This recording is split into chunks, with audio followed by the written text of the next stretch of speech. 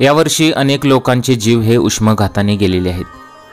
आपल्याला ऊन लागू नये म्हणून अनेक लोक जुगाड करत असतात, परंतु सध्या ट्रॅफिकमध्ये लावलेल्या फॉगरने सगळ्यांचे लक्ष वेधून घेतलेलं आहे। काय झालेलं आहे पहा। चॅनलवरती नवीन असाल तर मराठी न्यूजला जरूर सबस्क्राईब करा। व्हायरल व्हिडिओमध्ये तुम्ही पाहू शकता की चौकामध्ये एक छोटीशी पाईप लावण्यात आलेली आहे, ज्यातून पाण्याचा फवारा येत असताना दिसत आहे। इथं या चौकामध्ये गाड्या उभ्या राहिल्यानंतर तिथे ट्रॅफिक लागल्यानंतर वरून पाणी पडताना दिसत आहे।